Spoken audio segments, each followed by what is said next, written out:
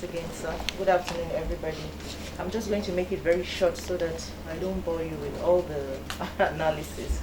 So, Nana Khadija Center was opened last year on the 19th of March. And since then, we've been functional and we have been able to successfully attend to 329 survivors of GBV cases. Yes. Ranging from rape, domestic violence, sodomy, sexual assault, child defilement, and all manner of sexual assault. So out of this 329, we have 274 of them are minors. That's all below the legal age of 18. And 55 of them are adults. And the youngest client we have seen at the center is 1 year, 3 months, a case of rape. And the oldest that we saw attended to is 60 years, a case of sodomy. So out of the 329 again, 207 are females. That's women and girls.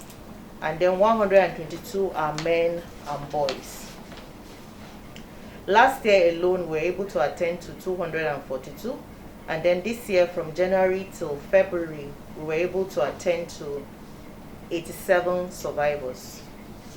In February alone, we saw 49 survivors of GBV cases. And it's heartbreaking that the numbers, we have an upsurge since we started. In March, we saw only 2 clients. And since then, there's been a rise in number of cases of GBV in the States. And we were able to issue out over 184 medical reports to all the security agencies, 184, which comprises of HISBA, when HISBA were still on board, because while we started they were operating, the police, the civil defense, and NAPTIP. So, sir, one of the challenges that we have, because we can't talk about these issues of GBV without bringing challenges, is that there's slow administration of justice for our survivors. Okay. Slow administration of justice to our survivors.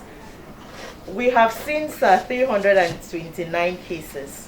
Only 18, to our knowledge, have been in court, and only 4 of those 18 have procured justice, conviction.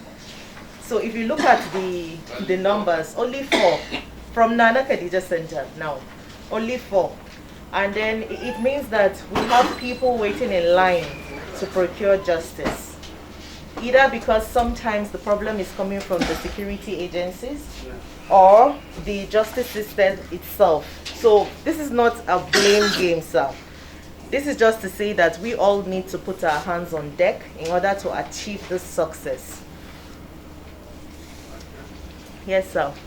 So secondly, we also have an issue of people not trusting to come back because they have heard that the people who have visited the center are unable to procure justice. And so it's discouraging to the people, to some people who are undergoing sexual and gender-based violence, and they do not want to come out because when you speak up, you're being stigmatized, and at the end of the day, you cannot procure justice. So it breaks you and demoralizes you. And secondly, sir, these cases that we presented to you are just the cases that are reported. We have an issue of cases being underreported in this state because of so many numerous issues that I do not want to go into. So we are thinking that if we can procure justice for these cases presented, it will boost the faith of others who are suffering in silence and they are not able to come out because they have nothing to see that would encourage them, sir. And then finally, I would want to thank you for giving us this opportunity to share this data. And we hope that after today, like my organ has mentioned, we are also going to count more successes and come back to say thank you very much for your efforts, sir. Thank you for listening.